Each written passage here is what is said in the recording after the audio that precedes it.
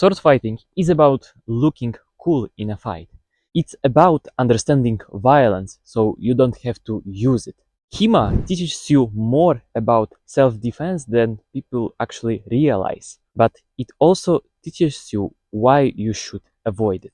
If you don't know me, hi, I'm Michael Kozin and I have over 2 years of experience with longsword in historical European martial arts. I also have tournaments experience, so I know how hard it is to actually train it and to just go forward with your practice, right? It's hard. I know specifically what means controlled sparring versus real fight. I have to make a quick disclaimer before I move forward. This video is not about romanticizing sword fighting, or in that instance, real violence. I tackle this topic not because I want to encourage you to do it, but because I just want you educated on this. Real violence has permanent consequences. If you think that there is none, or if you just get out from some kind of violence alive without any bruise, there is still consequences. Also, if you think that you need structured guide on how to start practicing sword fighting, then check out the link in the description, which is my own Start Sword Fighting community, which is also free. I'm training there guys who want to actually learn sword fighting for real, not just fantasy. So what HEMA actually teaches you about self-defense? First of all, it teaches you how to behave yourself in a stressful situation. It teaches you how to read the intention of your opponent without his spoken words, in his own body language. It teaches you the importance of timing and distance management under that pressure. It also teaches you how to manage your adrenaline and fear under that whole chaos, but it also teaches you how to move with intention while protecting yourself. Let me start from the most important lesson inside of this whole video, which is the importance of avoidance. Historically, even advanced sword fighters, swordsmen in that instance, had to avoid confrontation, had to avoid real violence. So any duels that they had were last resort option. HEMA practice, so sword fighting, teaches you how things can go wrong very quickly. But also HEMA teaches you how small mistakes can end lives. So the best self-defense outcome was escape, distance, or de-escalation. But you may ask me, wait Michael, what is the historical context? Let me start from the point that swords were sidearms. They weren't the main battlefield weapons. They were symbols of status and responsibility, not recklessness. So using a sword meant legal consequences. It could lead to blood feuds or trials by execution. So historical fencing manuals often stress the importance of control over the whole situation, not the actual fight itself. They also prioritize your own defense over hitting your opponent. But we know that sometimes when shit really hits the fan, you have to actually use violence against your opponent. And that's why they show us how to end the whole conflict quickly if it's unavoidable. So the next point is the reality check, which is real swords were sharpened, which equals to real damage. So one cut from a sharpened sword, this isn't a sharpened sword, by the way, it's a training / tournament sword called feather schwert, which are meant to bend when you're thrusting someone into their full HEMA gear, which is supposed to take hits without wounding our sparring partners. But in the context of real historical battlefield weapons, mainly swords, I mean, even a smallest cut to the hand can sever your tendons, and it causes shock and leads to the death eventually. There is no such thing as non-lethal sword fighting. Even the smallest hits can not only end the fight outright, but they can kill one of the sides or both sides in that instance if it's a double, which is just a real thing that could happen.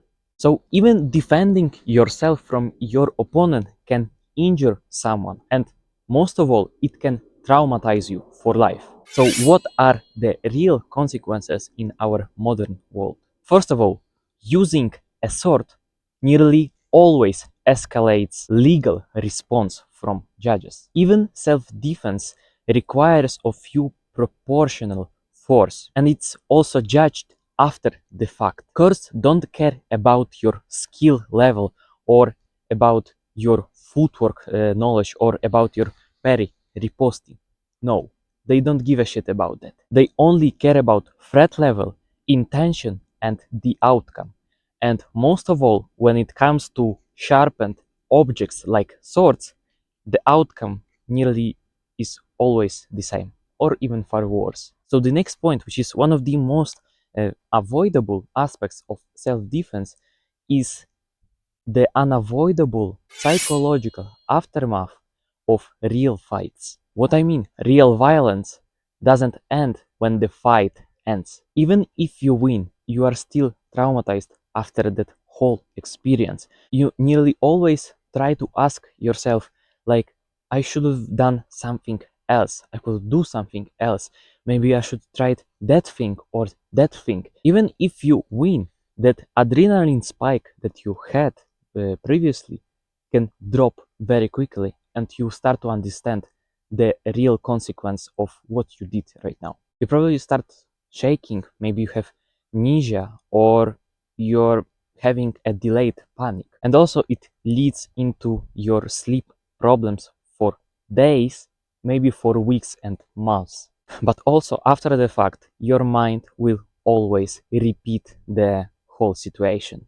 You will ask yourself these questions like, I should have done something else, or I should do that thing or that thing to avoid it, or maybe I shouldn't use so much force against him, or if I go too far, or maybe what would be the outcome if I did nothing? What if I hadn't acted in that instance? The guilt, the shame, and the mindset shift that you probably can have from this experience can be permanent. Hurting someone changes how you behave and how you see yourself as a human being.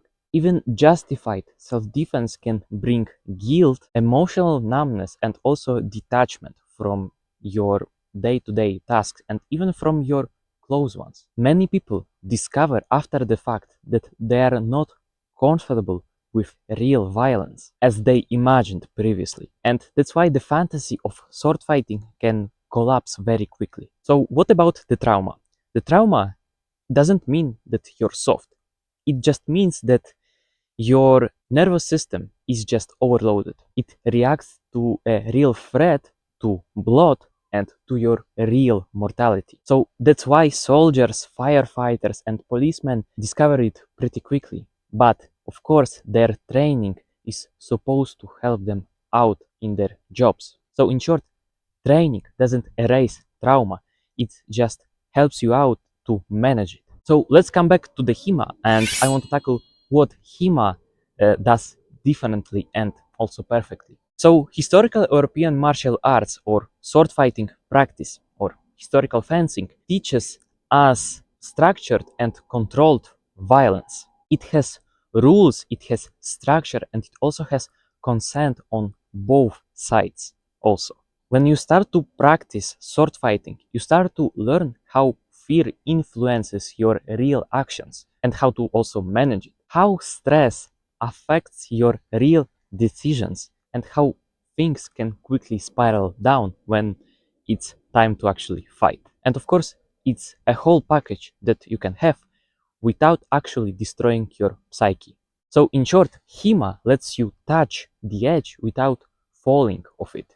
What HEMA really gives you in self-defense, so the real value, it gives you calm under that whole stress of actually fighting another human being, lets you to control body more fluently, but it also helps you out with fast and simple decision making under that whole pressure. And it also lets you understand how violence quickly escalates. Even now, when I'm trying to spar with my sparring partners, sometimes I get that feeling when we are stepping into the arena. I'm still not there. I'm not still aware that we have to fight each other, that I have to focus on what to actually do and how to defeat my opponent.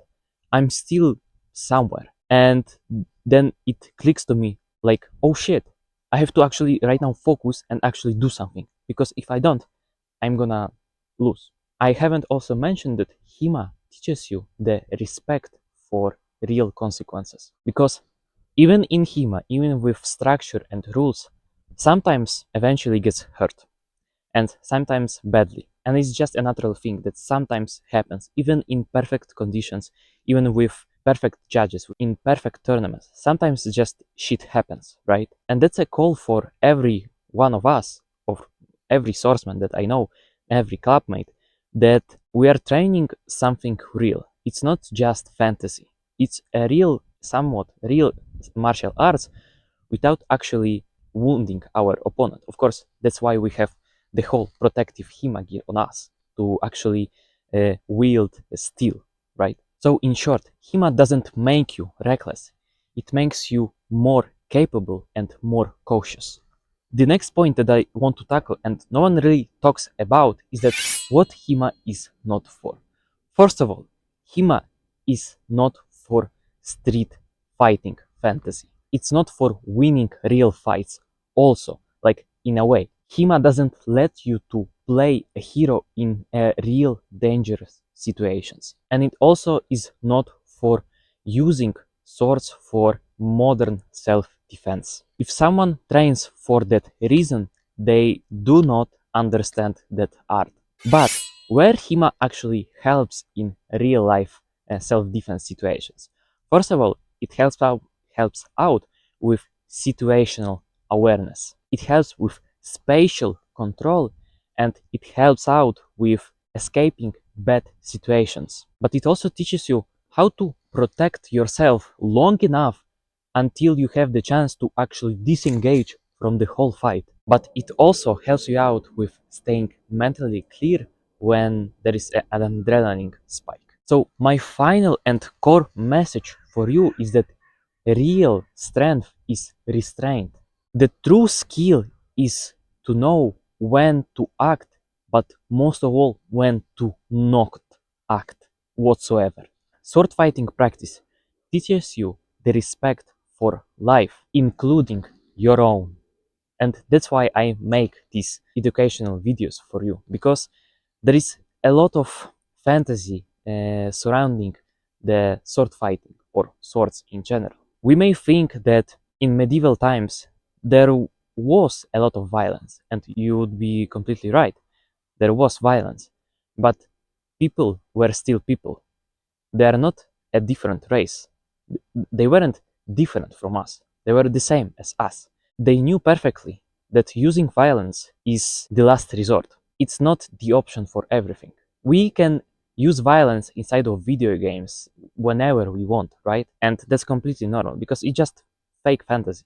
And it's completely normal, I get it. But in real life, in real world, sword fighting practice also gives us fulfillment in a way. Of course, it teaches us how to behave better in these self-defense situations, which may be very dangerous. But it doesn't teach us to use force. It's just only the last resort.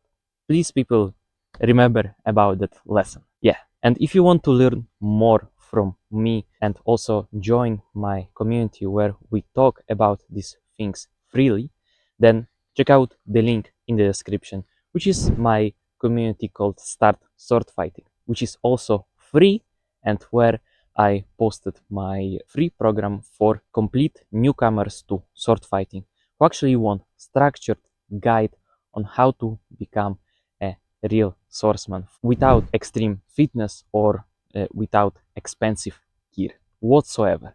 All you need even is just a broomstick and maybe eventually a fencing mask. Yeah, I'm kidding. You need to have a padded longsword eventually, right? But you don't need any of those things at the very, very beginning. Trust me. Yeah, so check out the link in the description because I helped already more than 30 guys inside of this community. And remember, always take the initiative.